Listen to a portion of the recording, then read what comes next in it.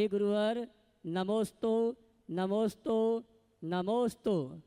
और आइए परम पूज्य मुनिवर के मुखाग्नि से हम अपनी शंकाओं का समाधान प्राप्त करें। उसके पूर्व आज जिन्होंने गुणायतन से जुड़ने का अवसर प्राप्त किया है, मैं इसे सम्माननीय श्रीमती तारा देवी, हेमंत जी, सरला जी, संगीता जी, संकित पाटनी, इंदौर, मध्य प्रदेश, जिन्होंने आज गुणायतन में निर्माण नायक के रूप में जुड़ने का अवसर प्राप्त किया है, अगर उपस्थित हैं तो वे आए परम पूज्य मुनिवर के श्री चरणों में नमन करते हुए गुरुवंदना का सौभाग्य प्राप्त करेंगे। और उनके सम्मान के लिए हमारे शिरोमणि संरक्षक यजमान परिवार से मुकेश जी पाटौदी, साथ में अशोक जी दोषी और हमारे श्रीमान मुन्ना जी पहाड़िया कोलकाता, ये सभी आएंगे। सम्माननीय निर्माणक परिवार का सम्मान का कार्यक्रम गुणायतन परिवार की ओर से संपन्न करेंगे। आइए परम पूज्य मुनिवर के इसी चरण नमन करते गुरुवंदना का सौभाग्य प्राप्त करें। ये देना माला पहुंचो माँ जी, पहुंचो जल्दी आए।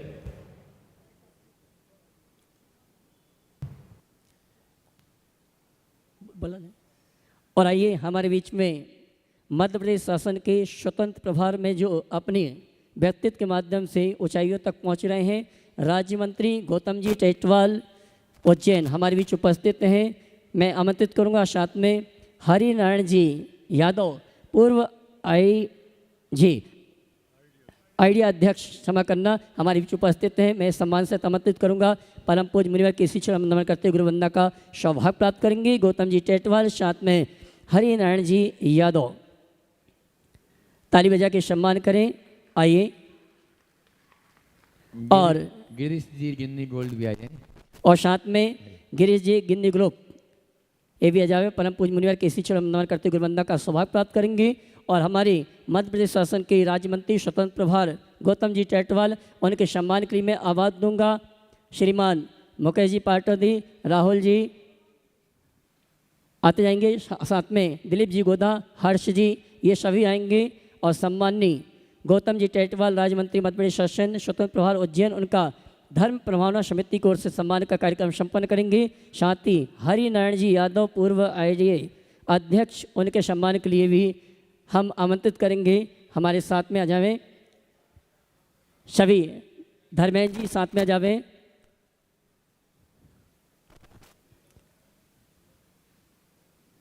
ताली बजा के सम्मान करें। गौतम जी टेटवाल, राज्य मंत्री मध्य प्रदेश शासन उज्जैन हमारे बीच में, उनका सम्मान धर्म प्रभावना समिति के पदाधिकारी संपन्न कर रहे हैं। और साथ में हरि नारायण जी यादव, पूर्व आईडीए अध्यक्ष, उनका सम्मान भी महोत्सव कमेटी कर रही है। गिरीश जी गिन्नी ग्रुप ये भी आए, हमारे सम्माननीय अतिथि का सम्मान का कार्यक्रम संपन्न करें।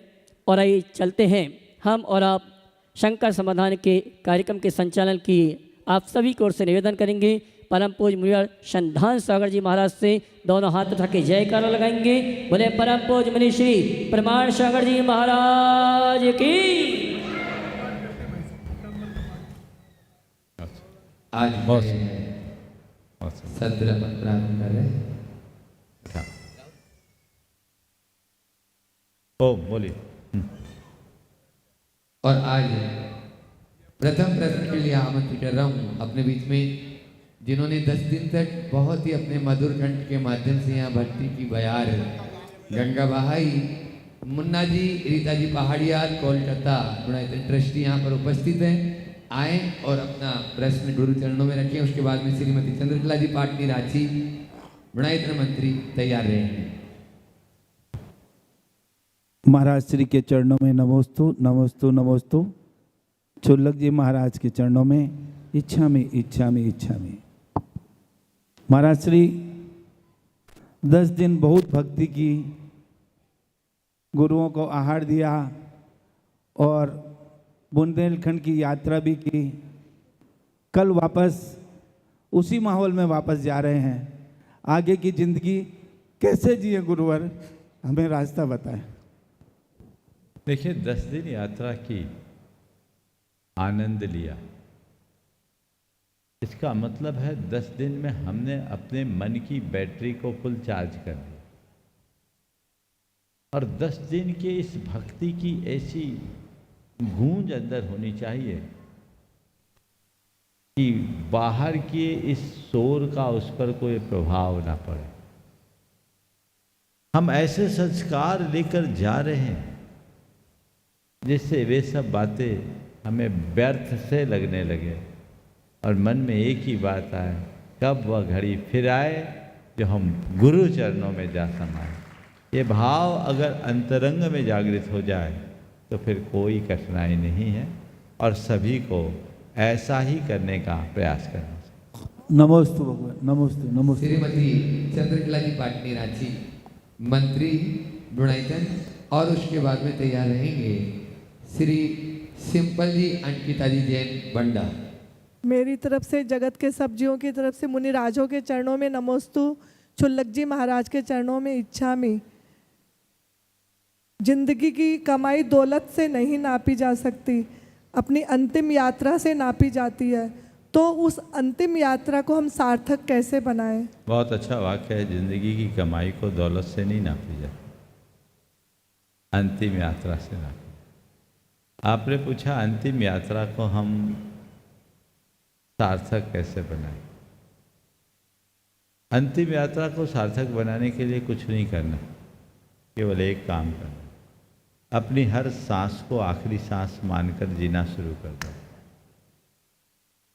मेरी हर सांस जीवन की आखिरी सांस है, अगले श्वास का भरोसा नहीं। समझ गए? ये अगर अंतरंग में बैठ जाए कि जीवन में पल का भरोसा नहीं, तो जीवन अपने आप संभलेगा। जो व्यक्ति अपने जीवन के प्रति जागरूक होता है उसकी ही मृत्यु सही हो पाती है। तो हमें चाहिए कि हम अपने जीवन के प्रति जागरूक बने, जागरूकता के साथ जिएं, सजगता के साथ जिएं, ताकि हम जाएं तो हमारे जाने के बाद भी लोग हमें याद कर सकें। जिसके जीवन में वैराग्य होता है, जीवन की सच्चाई का बोध होता है, वो अपने जीवन में सब कुछ कर सकते हैं। किसी की ये दो पंक्तियां बड़ी सार्थक है। जिंदगी राह पर नहीं आती, मौत जब तक नजर नहीं आती। तो मौत जब तक नजर नहीं आएगी, जिंदगी राह पर नहीं आएगी। इसीलिए हमेशा इस बात को सामने रख कर चलें कि क्या पता किस घड़ी मेरी सांस आखिरी सांस बने। आज अपने बीच में मध्य प्रदेश शासन से राज्य मंत्री गौतम जी टेटवाल उज्जैन से यहाँ पर उपस्थित हैं। वे अपना प्रश्न और अपनी बात गुरु चरणों में रखेंगे और उसके साथ में ही उनके साथ में ही हरि नारायण जी यादव जो पूर्व आईडीए अध्यक्ष भी रहे हैं यहाँ इंदौर, वे भी साथ में रहेंगे। आप सभी गुरु चरणों में अपनी बात और प्रश्न रख लें और उसके बाद में तैयार रहेंगे आगे। नमस्ते गुरुदेव, नमस्ते गुरुदेव, नमस्ते गुरुदेव। गुरुदेव, सब कहते हैं कि सत्य की जीत होती है, सत्य परेशान होता है। तो सत्य की जीत होती है तो परेशान क्यों होता है? और सत्य को उस मुकाम तक पहुंचने में मैं अपने जीवन में भी सत्य के लिए लड़ता रहा और लड़ता रहता हूं। तो मुझे आभास भी होता है कि मैं जीतूंगा। वाइब्रेशन आते हैं गुरुदेव के सामने या किसी विग्रह के सामने। जब मैं प्रार्थना करता हूँ, स्तुति करता हूँ, तो मुझे वाइब्रेशन आते हैं शरीर में और पहले से आभास हो जाता है कि मैं जीतूंगा। पर ये परीक्षा में ऐसी परीक्षा नहीं होना चाहिए गुरुदेव। जो परीक्षा होती है वो परीक्षा की पराकाष्ठा हो जाती है गुरुदेव। उस पराकाष्ठा से मैं तो गुजर सकता हूँ, पर बाकी गुजरने में, परिवार को गुजरने में आर्थिक पराकाष्ठा, वो मोह माया यश कीर्ति प्रतिष्ठा का कहीं वो ही नहीं बचा गुरुदेव। लगता ही नहीं कि ये सब आवश्यक है जीवन में। मैं 2013 में अपने परिवार के साथ जब हिमालय में त्रासदी हुई थी, तब मेरे पिता ने वहाँ शरीर छोड़ा था और हम परिवार के सब सदस्य थे। पिताजी का संस्कार करने के बाद हम पूरे परिवार के साथ में जीवित वापस आए और साथ के साथियों को भी मैं लेकर के आया। ये सब आभास होने के बावजूद भी जीवन से मोह है, पर पता है कि ये यश कीर्ति प्रतिष्ठा सम्मान मिलेगा, पर ये धन तो रहता ही नहीं, धन का मोह भी नहीं है, और धन आवश्यक है, बिना लक्ष्मी के कार्य नहीं होता। बहुत सारे प्रश्न हो गए गुरुदेव। देखिए, आपने मुख्य रूप से 3 बातें रखी कि सत्य पर निष्ठा रखने के बाद भी सत्य की इतनी परीक्षा क्यों। मेरा कहना है कि जो सत्य के प्रति निष्ठावान है उसे परीक्षा का कोई डर होता ही नहीं। जो विद्यार्थी वर्ष भर अच्छी पढ़ाई करता है उसको परीक्षा की कभी चिंता नहीं रहती। वो ये कभी नहीं सोचता कि परीक्षा की डेट क्या आएगी। वो हमेशा तैयार होता है कि कभी भी परीक्षा हो जाए, मुझे पास होना है क्योंकि मैंने पढ़ाई की। अगर मेरे साथ सत्य है तो कैसी भी परीक्षा हो जीतूंगा मैं। अंततः जीत मेरी होगी क्योंकि मेरे साथ सत्य है। पीतल कितना भी चमकदार क्यों ना हो, सोना नहीं बनेगा। हो सकता है कभी कभी वो सोने के साथ चल जाए, लेकिन आज नहीं कल पोल खुलेगी, और पोल खुलने का डर पीतल को होता है, सोना को नहीं। समझ गए? पोल खुलने का डर पीतल को होगा, सोने को नहीं। झूठा डरता है, सत्यवादी सत्यनिष्ठ निर्भीक और निडर होता है। यदि डर है तो इसका मतलब केवल ये है कि मेरे अंतश्चेतना में कहीं न कहीं असत्य जमा हुआ है, हमें उसे हटाना होगा और पूरी तरह सत्य पर निष्ठावान होना। आपने दूसरी और तीसरी बार यश प्रतिष्ठा की चाह इस दुनिया में होती है, और सत्य के आराधक होने के बाद भी हमें यश प्रतिष्ठा क्यों नहीं मिल पाती। धन दौलत की चाह होती है, सत्य आराधक होने के बाद भी मुझे अपेक्षित धन दौलत क्यों नहीं मिलता, बल्कि झूठों का यश और झूठों के पास धन ज़्यादा दिख जाता है। टेटवाल साहब, मैं आपसे कहूँगा पहले सत्य को तो जानो। ये यश प्रतिष्ठा धन दौलत ही असत्य है, और तुम सत्य के आराधक हो तो असत्य की पूजा क्यों कर? जय जय गुरुदेव, जय जय गुरु। उस असत्य की तरफ झुकाव क्यों? यदि मेरा झुकाव धन दौलत के प्रति है, मेरा झुकाव यश प्रतिष्ठा के प्रति है, मेरा झुकाव मोह माया की ओर है, तो मैंने अभी सत्य को जाना ही कहाँ। मैं तो झूठ का पुजारी बना हूं, और झूठ की पुजारी की पूजा भी झूठी ही है। इसे सत्य के उपासक बनिए, और जिस दिन ये समझ में आ जाएगा कि ये सब चीजें सत्य नहीं असत्य है, तो भले तुम्हारे पास यश कम हो, भले तुम्हारे पास दौलत कम हो, भले तुम्हारे पास माया का विस्तार न हो, पर तुम्हारे मन में सदैव संतोष और प्रसन्नता होगी, और यही जीवन की सबसे बड़ी उपलब्धि। जय जय गुरुदेव। उस संतोष और प्रसन्नता की अनुभूति कीजिए। किसी की मृत्यु होती है तो आखिरी में आप लोग क्या बोलते हैं? राम नाम सत्य है। ये मुर्दे को क्यों सुनाते हो? जीते जी सुनो ना,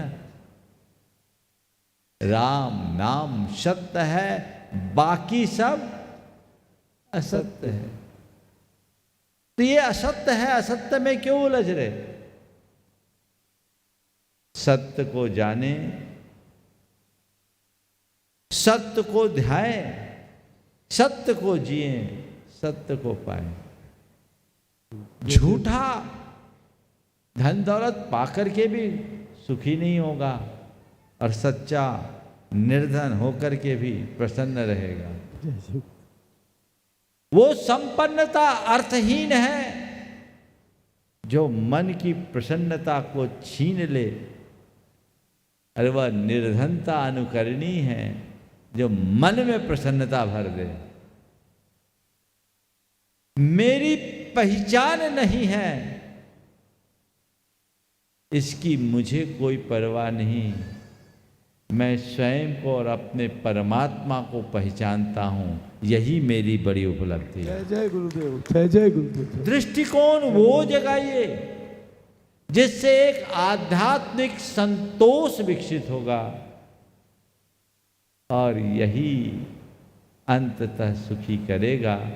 यदि इसी सब में सब कुछ होता तो हमारे महान आत्माओं ने, तीर्थंकर आदि परमात्माओं ने धन, वैभव, राज पाट ये सब क्यों त्यागा होता? इसलिए क्यों असत्य है, और जब तक उनके पीछे लगोगे सत्य को प्राप्त नहीं कर सकोगे। इसलिए मुझे बहुत प्रसन्नता है कि राजनीतिक क्षेत्र में रहते हुए आपके हृदय में ये भाव जागा है। नहीं तो राजनीति में तो यही राज रहता है कि कभी सच को प्रकट मत करना, अंदर के सच को छिपा के रखना। लेकिन जो जीवन के सत्य को जानते हुए राजनीति में आता है,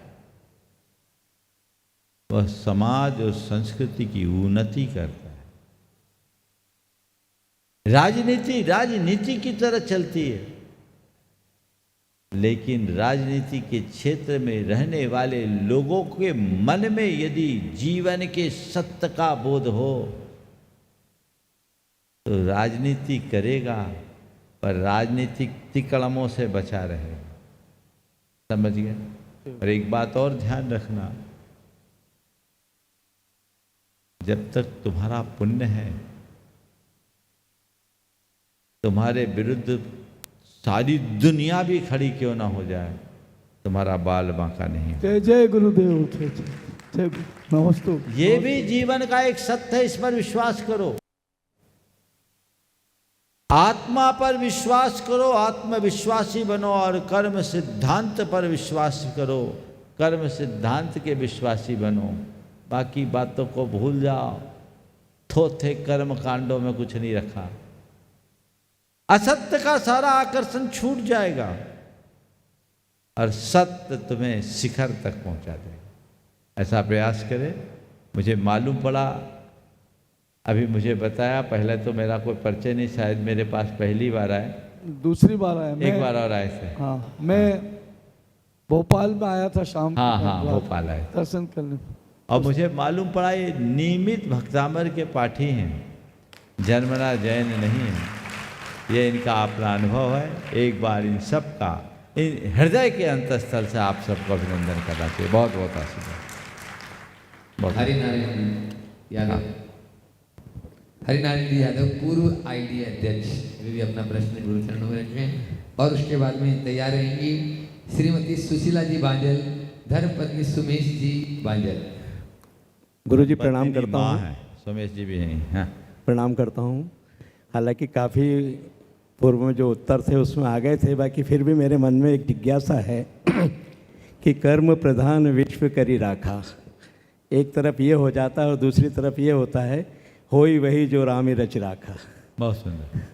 कर्म प्रधान विश्व करी राखा, होई वही जो राम रचि राखा। ये दोनों बातें परस्पर विरुद्ध दिखती है, लेकिन इन दोनों का भाव एक है। और मैं तो अनेकांत का उपासक हूँ, इसलिए इन दोनों को अलग अलग संदर्भों में अपनाने की कोशिश करता हूँ और आप सबको सलाह भी देता हूँ। जब आप किसी कार्य को करने की कोशिश करो, किसी कार्य करने के लिए तत्परता रखो, तो इस लाइन को याद रखो, कर्म प्रधान विश्व करी राखा, जो जस करहि तस फल चाहि। मैं जो करूँगा वही मुझे मिलेगा, इसलिए मेरी जिम्मेदारी है कि मैं वही करूँ जो मैं चाहता हूँ, मैं वैसा ही करूँ जैसा मैं चाहता हूँ। इससे हमारा व्यवहार सुधरेगा, इससे हमारा चरित्र निखरेगा, इससे हमारे आचरण में पवित्रता आए। लेकिन जब मन ग्रस्त हो जाए, अनिर्णय की स्थिति हो जाए, या बहुत अच्छा करने के बाद भी अच्छा परिणाम ना आए, तो उस दुविधा के चक्रव्यूह से अपने आप को बाहर निकालने के लिए होइए वही जो राम रचि राखा। स्वीकार कर लो, जब बुरा घट हो प्रभु इच्छा पे छोड़ दो, और कुछ अच्छा करने का प्रसंग हो तो जो मैं करूँगा वही होगा। लोग उल्टा कर देते हैं, बुरा तो जब भगवान का आशीर्वाद मिलेगा, अच्छा तो जब भगवान का आशीर्वाद मिलेगा तब करेंगे, और बुरा का जब मौका आ जाए तब नहीं पूछते कि भगवान ने कहा है कि नहीं कहा। बुरे के प्रति सहज झुकाव होता और अच्छाई के प्रति लोगों के मन में प्राय अरुचि होती है।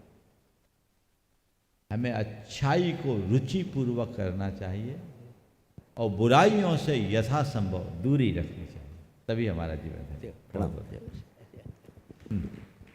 अपने बीच में सुमेश जी बांजल, जो भारतीय राष्ट्रीय राजमार्ग प्राधिकरण में उच्च पद पर आसीन है, और जब भी डायरेक्टर हैं, और जब भी महाराज श्री जी का बिहार होता है तो जो आगे आगे आप लोग देखते हैं लाल बत्ती और नीली बत्ती गाड़ी चलती है, वो बांजल जी की ओर से ही भेजी जाती है।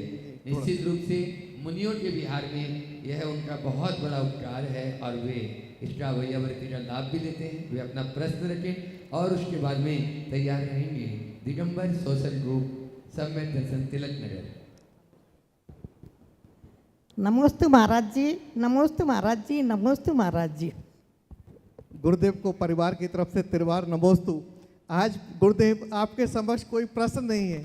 आज मन आनंद और गर्व से अभिभूत है कि हम ऐसे गुरुदेव के शिष्य हैं कि जिनके सामने अच्छे अच्छे ज्ञाता दृष्टा बड़ी तैयारी के साथ बहुत सारे अपने प्रश्न लेकर आते हैं, और उनका प्रश्न पूरा नहीं होता कि गुरुजी की तरफ से ओम आता है, और गुरुजी तमाम तरह देश दुनिया का ज्ञान देने के बाद वापस उस प्रश्न पर आ जाते हैं। अगर उसी प्रश्नकर्ता से अगर दोबारा प्रश्न को अगर बोलने को कहा जाए तो वो दोबारा उस प्रश्न को उद्घाटित नहीं कर सकता, पर गुरुजी पूरी देश दुनिया की ज्ञान देने के बाद उसी प्रश्न को पुनः अपने चमत्कार के साथ दोहरा देते हैं। ऐसे गुरुदेव के चरणों में मैं सादर नमोस्तु करता हूँ। गुरुदेव, ये चमत्कार आप कैसे उद्घाटित करते हैं, इस पर कृपया मार्गदर्शन करने का कष्ट करें, क्योंकि मेरी माताजी लगातार जो है बगैर बेनागा जो है आपके संघ का समाधान प्रवचन सुनती हूँ। जब से इंदौर आई हैं मेरे को भी ये होता है, तो मैं अंदर रोज सुनने के बाद अंदर इतना आनंद की प्राप्ति होती है कि आज मैं गुरुदेव से ये सवाल करूंगा कि गुरुदेव ये चमत्कार आप कैसे घटित करते हैं, कृपया। पहले तो मैं चाहूँगा एक बार बादल साहब का जोरदार अभिनंदन कर दूं। ये एक बड़े निष्ठावान समर्पित श्रावक हैं, बाद में अधिकारी हैं, और प्रशासनिक अधिकारी यदि निष्ठावान हो जाए तो धर्म, समाज और संस्कृति की सेवा अपने आप होती है। और भी अधिकारीगण आप जैसे अधिकारियों से प्रेरणा लें, ऐसी मेरी अपेक्षा है। आपने जो पूछा है कि ये चमत्कार कहाँ से है, भैया मैं चमत्कार पर तो भरोसा रखता ही नहीं और चमत्कार जानता भी नहीं। मैं इतनी बात जानता हूँ, जिसका चित्त बटा होता है उसके मन में सवाल आते हैं। जिसका चित्त बटा होता है उसके मन में सवाल आते हैं, और जिसका चित्त केंद्रित होता है वह समाधान पाता है। अगर समाधान चाहिए तो कुछ नहीं करना, अपने विखंडित चित्त को केंद्रीकृत करने की कोशिश करो। आप लोग बातें करते हो, सुनते हो, तो ध्यान 10 जगह बटा रहता है, तो कुछ बातें आप पकड़ते हो, कुछ बातें छूट जाती है। यदि चीज़ों को ध्यान से सुनो ना तो कोई बात नहीं छूटे। एक बार मुझसे कहा, महाराज जी आप एक बार सुनते आपको याद रहता। बोले याद तो आपको भी रहती। नहीं महाराज हम तो भूल जाते, इधर सुने और भूल गए। हम बोले 20 बरस पहले किसी ने कोई गाली दी, वो आज याद है कि नहीं? बोला वो तो याद है। 20 बरस क्या 50 बरस पहले भी किसी ने कोई गाली दी होगी, वो तुम्हें आज तक याद है। इसका मतलब क्या है? याद रखने की क्षमता तो तुम्हारे पास भी है कि नहीं? लेकिन मनुष्य उसे ही याद रखता है जिसके प्रति रुचि होती है। जिसमें रुचि कम होती है उसे भूल जाते हैं, और जिसमें रुचि प्रगाढ़ होती है उसे याद रखते हैं। पाप में रुचि है इसलिए बुराइयां याद रहती है। जिस दिन धर्म में रुचि जग जाए अच्छाइयाँ याद आने लगेगी। इसलिए पाप रुचि को धर्म रुचि में परिवर्तित करने की कोशिश करें। बहुत जी, बहुत जय गुरुदेव। जी जी। दिगंबर जैन सोशल ग्रुप सम्यक दर्शन तिलक नगर जी से प्रश्न कर रहे हैं मनमोहन जी पाटनी, और उसके बाद में तैयार रहेंगे अशोक सरोज जी जैन हेलो, भुज, हेलो। जो गुणायतन की दिगंबर जैन सोशल ग्रुप सम्यक दर्शन पूरे इंदौर शहर के सदस्य हैं गुरुदेव, और बड़ा हमारा पुण्य का अवसर है कि हम सब सदस्य आज यहाँ उपस्थित हुए हैं शंका समाधान के कार्यक्रम में। गुरुदेव, सर्वप्रथम तो मेरा एक छोटा सा मतलब प्रसंग है। मेरी पोती लंदन में रहती हैं, वो पोती और बेटा और बहू, वो उसकी 6 साल की है गुरुदेव, और 6 साल की है तो वो स्कूल में जाती हैं तो वहाँ पर वेज और नॉन वेज दोनों मतलब इन्हें खाना मिलता है उनको। तो उसकी एक ख़ास सहेली है, फ्रेंड्स है, तो वो उसने उससे पूछा कि वो अलग अलग मतलब खाना खाते थे। तो उसने पूछा, बोले कि ये तू वेज खाती है, मैं नॉन वेज खाती हूँ, तो इसमें क्या है? तो उसने आकर के, जो मेरी पोती है, उसने उसकी मम्मी से पूछा कि मम्मी ऐसा क्यों? तो उसने बताया, मेरी जो बहू है, और वो गुरुदेव मतलब ने 32 उपास सेठी जी ने किया था, उनकी बिटिया है और मेरी बहू है अजमेर वाली। तो वो गुरुदेव लंदन में है, तो उसने बताया कि जो छोटे छोटे जीव रहते हैं या जिनको मार करके, और उनको जैसा जितना हर्ट होता है जिस प्रकार से, वैसा ही अपने को भी हर्ट होता है। यदि अपने को मारेंगे तो अपने को भी दुख होगा, ये होगा। तो उन जीवों को नहीं मार करके केवल एक छोटे से स्वाद के लिए, और अपन जीवों को मार करके और मतलब इन्हें उनकी हत्या करके और उसको खाएं, तो कितना दोष लगता है, कितना मतलब इन्हें गलत होता है। तो वो छोटी सी जो उसकी सहेली थी उसको उसने बताया, और उस छोटी सी सहेली ने उस दिन से नॉनवेज छोड़ दिया गुरुदेव। और वो इटली की हैं, और वो उसने उसके जाकर के मम्मी को बोला, और मम्मी ने उसके जाकर के स्कूल में बोला, और उसने स्कूल में जाकर के उसके लिए वेज लिखवाना शुरू किया। और उस दूसरे दिन से उसकी मम्मी ने उसको बोले कि हम नॉनवेज इसको फॉलो नहीं करेंगे, हम मतलब नॉनवेज इसको नहीं देंगे।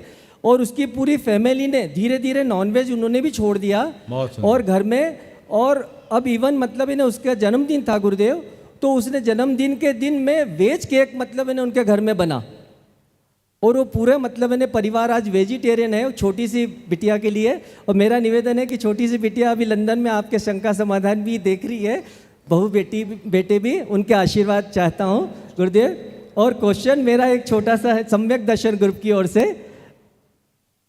हम दिगंबर जैन सोशल ग्रुप सम्यक दर्शन का प्रतिनिधित्व करते हैं, और विगत 20 वर्ष से इस ग्रुप धार्मिक और सामाजिक उत्थान की गतिविधि में संलग्न है। कृपया हमारा मार्गदर्शन करें कि सोशल ग्रुप समाज की नई पीढ़ी को संस्कारित शिक्षा के साथ सरल स्वभावी और धर्मानुरागी बनने के लिए आध्यात्मिक शिक्षा की ओर प्रवृत्त करने के लिए प्रभावी भूमिका किस तरह निभा सके। ये गुरुदेव हमारा शंका। देखिए, पहले तो मैं उस बिटिया और उसकी माँ को दोनों हाथों से आशीर्वाद देना चाहूँगा कि उन्होंने बहुत ही उत्तम काम किया। एक छोटी सी बच्ची भी किसी पर इतना प्रभाव छोड़ सकती है, इसका ये सबल प्रमाण है। उस बच्ची ने जो बात कही उसमें कोई लाग लपेट नहीं, उसने जो सच्चाई थी उसे कही, और उसकी बात से उस बच्ची के हृदय की संवेदना जगी। और मैं कहूँगा कि इटली के उस परिवार के अंदर भी, वो भी बधाई के पात्र है, वह परिवार भी संवेदनशील होगा जिसने बच्ची को दूसरे तरीके से समझाने की जगह खुद को समझा लिया और जीवन बदल दिया। ये उनकी होनहार अच्छी थी, इसलिए उनमें इतना बड़ा परिवर्तन आ गया। लेकिन इससे एक प्रेरणा सभी को लेना चाहिए, कोई बदले या ना बदले, हम अपना प्रयास तो जारी रखें। यदि हमारा प्रयास जारी रहेगा तो परिणाम जरूर निकलेगा। हम अपने संस्कार मजबूत रखें ताकि हमसे सामने वाले प्रभावित हो, हम सामने वाले से प्रभावित ना हो। तो बच्चों के लिए हम बड़े ही मनोवैज्ञानिक तरीके से चीज़ों को समझाएं। हम जैन हैं इसलिए नॉनवेज नहीं खाना, ये बात ठीक नहीं है। हम किसी को जीवन दे नहीं सकते तो लेने का अधिकार नहीं है, इसलिए हमें नॉनवेज नहीं खाना। और यही हमारे जीवन का मूल लक्ष्य है, यही हमारे धर्म का मूल मंत्र है, जियो और जीने दो। ये दृष्टिकोण अगर हम बच्चों के अंतरंग में भर दें तो बच्चों में कतई भटकाव नहीं हो। और यदि ऐसा दृष्टिकोण नहीं होगा तो हम भटकाव से बच भी नहीं पाएंगे। इसलिए ऐसा दृष्टिकोण सभी के अंतर मन में उद्घाटित करना चाहिए, वैसी चेष्टा होनी चाहिए। एक बात। दूसरी बात आपने कही कि सोशल ग्रुप धार्मिक और आध्यात्मिक संस्कार जगाने के क्षेत्र में क्या करें। बहुत अच्छी बात है, सोशल ग्रुप देश भर में बहुत अच्छा काम कर रहा है और बड़ा एक सशक्त संगठन है, समूह बड़ा अच्छा काम कर रहा है। लेकिन एक बात सदैव ध्यान रखना चाहिए, हम नीचे वाले को जो देना चाहते हैं उसे पहले खुद में उत्पन्न करना चाहिए। जो चीज मेरे पास ही नहीं वो मैं नीचे वाले को क्या दूंगा। बच्चों में हम नैतिक, चारित्रिक, भावनात्मक और आध्यात्मिक संस्कार भरना चाहते हैं तो हम खुद को नैतिक, चारित्रिक, भावनात्मक और आध्यात्मिक रूप से पहले मजबूत तो बनाएं। अपने सोच में उनकी पुष्टि करें। जब हमारी खुद की सोच ऐसी बनेगी तभी हम अपने जीवन को बेहतर बना सकेंगे। और जब हमारी सोच वैसी नहीं तो हम आने वालों से क्या अपेक्षा रखेंगे। अभी की स्थिति ये है कि हम अपेक्षा तो रखते हैं कि बच्चों का रुझान आध्यात्मिकता की ओर आए, पर हमारा प्रोत्साहन सदैव भोग विलासता की ओर ही होता है।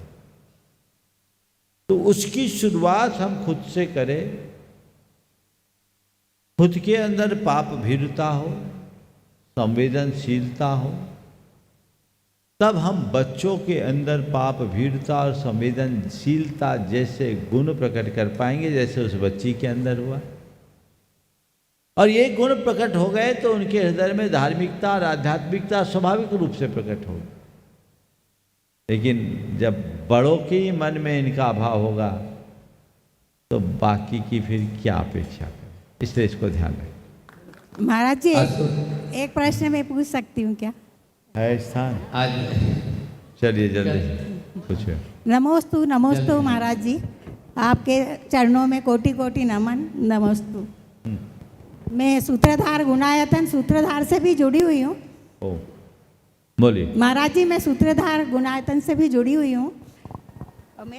मेरा प्रश्न ये है कि आत्मा पर कसाई की मोटी मोटी परतें जमी है जिससे हमारी आत्मा का मूल स्वभाव प्रकट नहीं हो पाता।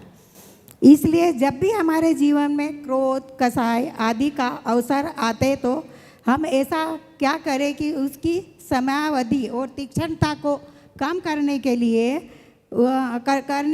प्रयास करें और नकारात्मकता के स्थान पर सकारात्मकता की। कपड़े जब गंदे हो जाते तो क्या करते हैं? धोते हैं महाराज। धोने में क्या करते हैं? साबुन लगाते हैं। क्या सोच के साबुन लगाते हैं? साफ करने के लिए, तो साबुन ऐसे लगा देने से काम हो जाता है कि मेल को धोने के लिए। रगड़ना पड़ता है? तो जब हमको पता है कि कपड़ा गंदा है, आप साफ करते हो, आपको पता लग जाए आत्मा कसाय से गंदी हो गई, धोना शुरू कर दो, तत्व ज्ञान का साबुन रगड़ना शुरू करो,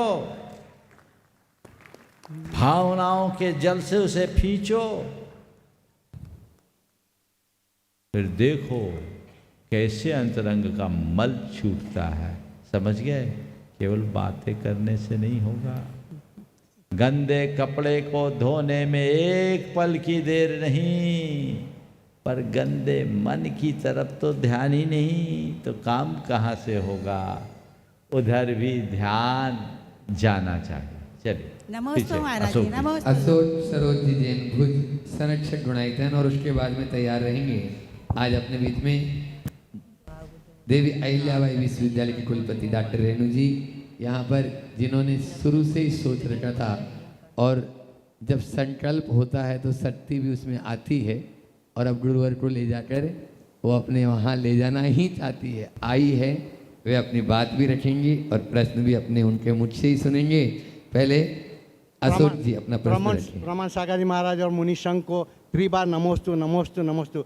महाराज जी, दान 4 प्रकार के थे, अभय दान, शास्त्रदान, शिक्षा दान, स्वास्थ्य दान। इन चारों प्रकार के मन कौन से दान अच्छा है? एक नया मंदिर बनाना श्रेष्ठ है, या पुराने मंदिर का जीर्णोद्धार करना अच्छा है, या किसी को शिक्षित करके या स्वास्थ्य लाभ देना उचित है? इन पे किसको प्रायोरिटी देना चाहिए?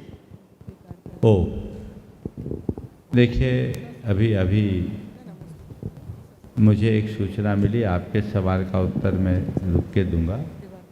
अभी मालूम पड़ा है कि सागर के भागोदय अस्पताल में भीषण अग्नि कांड हो गया है, अग्नि लग गई है, और हालांकि अभी तक कोई हताहत होने की सूचना नहीं हुई। ये अच्छी बात है। हम पहले इस शंका समाधान को रोककर एक जाप करेंगे इस भाव से कि वहाँ की आग जल्दी बुझे, और आप लोग भी दोहराएंगे, और देश भर में जितने लोग हैं ये भावना भाएंगे कि वहाँ की आग जल्दी बुझे और किसी भी प्रकार की जनहानि ना हो। इस बात को हम देखें, इसके बाद सवाल करेंगे, हम जाप करेंगे 9 बार, आप सब दोहराएंगे। ओम ह्रीं अर्हंसि पार्श्वनाथ जिनेन्द्राय नमो नमः। ओम ह्रीं श्रीं पार्श्वनाथ जिनेन्द्राय नमो नमः। ओम ह्रीं अर्हंसि पार्श्वनाथ जिनेन्द्राय नमो नमः। ओम ह्रीं अर्हं श्री पार्श्वनाथ जिनेन्द्राय नमो नमः। ओम ह्रीं अर्हंसि पार्श्वनाथ जिनेन्द्राय नमो नमः। ओम ह्रीं अर्हं श्री पार्श्वनाथ जिनेन्द्राय नमो नमः। ओम ह्रीं अर्हंसि पार्श्वनाथ जिनेन्द्राय नमो नमः। ओम ह्रीं अर्हं श्री पार्श्वनाथ जिनेन्द्राय नमो नमः। ओम ह्रीं अर्हंसि पार्श्वनाथ जिनेन्द्राय नमो नमः। ओम ह्रीं अर्हं श्री पार्श्वनाथ जिनेन्द्राय नमो नमः। ओम ह्रीं अर्हंसि पार्श्वनाथ जिनेन्द्राय नमो नमः। ओम ह्रीं अर्हं श्री पार्श्वनाथ जिनेन्द्राय नमो नमः। ओम ह्रीं अर्हंसि पार्श्वनाथ जिनेन्द्राय नमो नमः।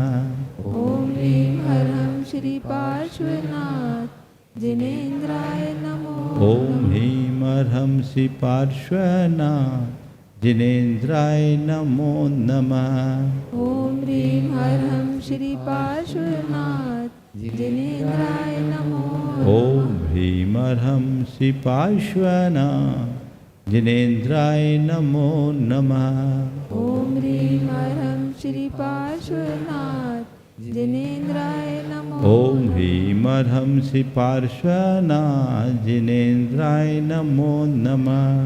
ओम ह्रीं अर्हं श्री श्री पार्श्वनाथ जिनेन्द्राय नमो। ओम ह्रीं अर्हं श्री पार्श्वनाथ जिनेन्द्राय नमो नमः।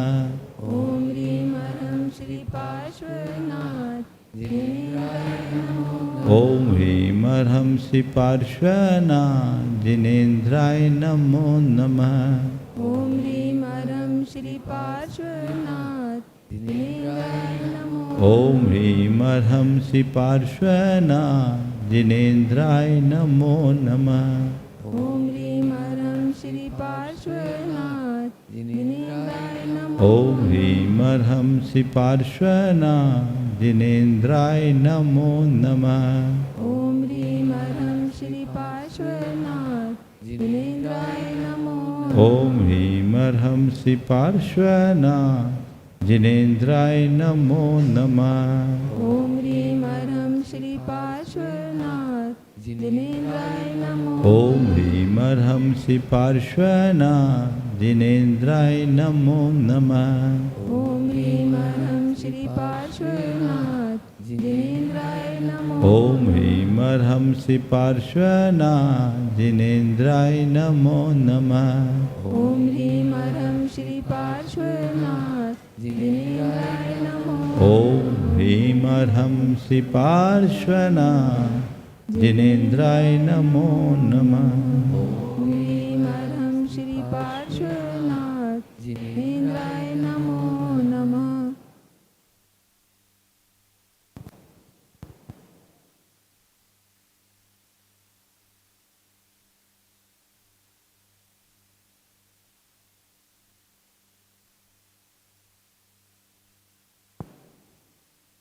ओ सभी भावना भाएं वह आग शीघ्र नियंत्रित हो और सब कुछ ठीक हो।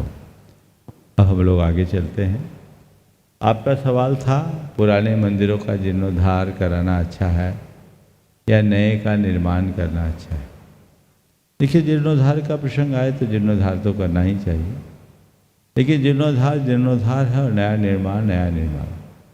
यही सवाल कभी साहू अशोक कुमार जी ने गुरुदेव से पूछा था। 1988 की बात है, मैं गुरुचरणों में था। उन्होंने गुरुदेव से कहा कि महाराज जी, नए नए मंदिरों का निर्माण हो रहा है, उसकी अपेक्षा पुरानों का जीर्णोद्धार करना चाहिए। गुरुदेव ने कहा होना चाहिए। गुरुदेव, पुराने के जीर्णोद्धार में तो पुण्य भी अधिक है। बोले हाँ अधिक है, तो आपके नाम की एक विज्ञप्ति जारी करा दूं कि नए के निर्माण की अपेक्षा पुराने का जीर्णोद्धार कराएं। गुरुदेव ने कहा साहू जी कराना है तो करा दो, लेकिन मेरी एक बात का जवाब दो। आपके कपड़े फट जाएं तो रफू करा कर कितनी बार पहनोगे और कब तक पहनोगे? आपके कपड़े फट जाए तो रफू करा कर कब तक पहनोगे? कितनी बार? 2 बार 4 बार? कभी ना कभी तो छोड़ना पड़ेगा। तो उन्होंने कहा पुराने का जीर्णोद्धार कराना आवश्यक है, कराओ, पर अपनी संस्कृति को केवल जीर्णोद्धार के भरोसे आगे नहीं बढ़ा पाओगे। अपने जीते जी कुछ ऐसा भी निर्माण करा जाओ कि आने वाली पीढ़ियां उसका जीर्णोद्धार करा सकें। समझ गए? इसलिए जहाँ जब जैसा प्रसंग हो वैसा काम करना चाहिए। ठीक। डॉक्टर ओम कुछ और कुछ पूछना था? हाँ थोड़ा औषध दान। 4 दान, 2 सवाल थे क्या? हाँ, प्रायोरिटी किसको देनी चाहिए? देखो, दान को प्रायोरिटी देनी चाहिए। आप लोग बनिया है, अगर मैं कह दूँ इसको प्रायोरिटी देनी चाहिए तो दूसरा नहीं करोगे। जो मौका आ जाए सो कर लो। समझ गए? चलिए। हाँ, डॉक्टर रेणु जी कुलपति देवी अहिल्याबाई विश्वविद्यालय, वे अपनी बात भी रखेंगी और प्रश्न भी कर रही हैं, और उसके बाद में तैयार रहेंगे अविनाश जी पत्रकार प्रवक्ता धर्म प्रभावना समिति। परम पूज्य मुनिवर श्री प्रमाण सागर महाराज जी सत्संग विराजमान के चरणों में त्रैबार नमोस्तु नमोस्तु नमोस्तु गुरुवर। सर्वप्रथम मैं महाराज जी आपके चरणों में अपनी कृतज्ञता निवेदित करना चाहती हूँ कि आपने हमारे विश्वविद्यालय में हमारे छात्रों के मार्गदर्शन हेतु, उनको उद्बोधन हेतु अपने आने की स्वीकृति प्रदान की है। ये मेरे लिए, मेरे पास शब्द नहीं है, मैं बहुत अभिभूत हूँ, बहुत कृतज्ञता ज्ञापित करती हूँ कि हमारे आपने निवेदन को स्वीकार किया। महाराज जी, आप आशीर्वाद भी चाहती हूँ कि ये कार्य पूरा अच्छी तरह निर्विघ्न संपन्न हो जाए। महाराज जी, महाराज जी, परम पूज्य आचार्य विद्यासागर महाराज जी के आशीर्वाद से मैं अभी देवी अहिल्या विश्वविद्यालय, जो कि हमारे मध्य प्रदेश का सबसे बड़ा विश्वविद्यालय है, इसमें मेरे कार्यकाल के 5 वर्ष पूर्ण होने जा रहे हैं महाराज जी।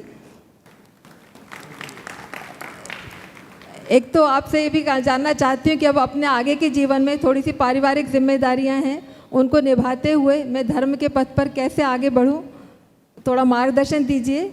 और दूसरी बात ये भी जानना चाहती थी महाराज जी कि नियमों में बंधे होने के कारण मेरे द्वारा इस 5 साल में किसी का अगर अहित हुआ हो, किसी के प्रति किसी को सजा वगैरह दी गई हो, तो उसका क्या मुझे कुछ प्रायश्चित करना चाहिए? 2 बातों पे महाराज जी आपका मार्गदर्शन चाहती हूँ। पहले तो मैं चाहूँगा एक बार डॉक्टर रेणु जी का जोरदार अभिनंदन कर दीजिए। ये हमारे समाज की एक विशिष्ट विभूति है और ये विदुषी तो है ही, विदुषी होने के साथ साथ एक अच्छी प्रशासक भी है, जो उन्होंने अपने पिछले 5 वर्ष के कार्यकाल में स्पष्ट कर दिया। और प्रशासन तो इनके पूरे परिवार में ही है। आज इनके भ्राता अनुराग जैन, जो परिवहन मंत्रालय में सेक्रेटरी के रूप में कार्यरत है, उन्होंने भी अपना पूरा जीवन इसी तरीके से व्यतीत किया। जहाँ तक कल के कार्यक्रम की बात है, निश्चित बहुत दिन से आपका अनुरोध था 2-1 बार विश्वविद्यालय के छात्रों के साथ और कुछ प्राध्यापकों के साथ यहाँ आई भी, निवेदन किया और कल एक कार्यक्रम अहिल्या देवी विश्वविद्यालय में रखा गया है और कल प्रातः हम लोग यहाँ से जाएंगे। व्यक्तित्व विकास और मानवीय मूल्य और व्यक्तित्व विकास ये संदर्भ रखा है। खैर जो भी हो, पर मैं समझता हूँ छात्रों और अध्यापकों प्राध्यापकों के बीच ऐसी चर्चा करना बहुत आवश्यक और अपेक्षित है। मुझे भी अच्छा लगेगा और निश्चित ये सब के लिए एक उपलब्धिपूर्ण प्रसंग बनेगा।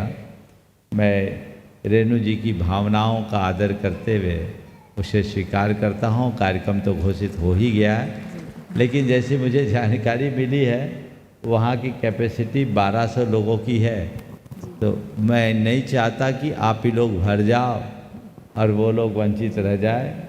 इसलिए जिनके लिए मुझे वहाँ जाना है उनको वहाँ सुनने का अवसर मिले, उनके लिए जगह रहे। बाकी लोग तो आप लोग घरों में भी इस टीवी के कार्यक्रम के माध्यम से सुन लेंगे। और सभी को मैं कहूँगा कि कल के शंका समाधान के कार्यक्रम में विश्वविद्यालय का सारा कार्यक्रम प्रसारित होगा। हम कल का शंका समाधान स्थगित रखेंगे और वहाँ रिकॉर्डिंग के बाद शाम को कल ये कार्यक्रम पूरे देश भर के लोगों को देखने को मिलेगा। हमें भी थोड़ी सुविधा होगी वहाँ से चल कर के आएंगे तो। और कल पूरा संघ नहीं जाएगा, कुछ महाराज यहाँ रहेंगे, अपने अपनी अनुकूलता से हम लोग कुछ महाराज जाएंगे और ये लाभ पूरे दिन का वहाँ होगा। सुबह 6 बजे हम लोग जाएंगे और शाम को 4 बजे वहाँ से लौटेंगे। 1:30 बजे से 4 बजे के मध्य कार्यक्रम वहाँ पर संपन्न होगा। आपने जो बात कही कि 5 वर्ष के प्रशासकीय काल में मेरे द्वारा अगर किसी का हित हुआ हो तो उसके दोष लगे हों तो उसके लिए हम क्या करें। देखिए, कोई भी किसी प्रशासकीय दायित्व को निभाता है तो प्रशासन के क्रम में जरूर कुछ न कुछ व्यवस्थाएं बनानी पड़ती है। उस व्यवस्था से यदि किसी का कोई व्यक्तिगत नुकसान होता है तो उसमें प्रशासक का कोई दोष नहीं, क्योंकि वो तो अपने दायित्व का निर्वाह कर रहा है। आपको बैठाया इसीलिए गया है ताकि वहाँ का प्रबंध, संचालन और प्रशासन ठीक बना रहे।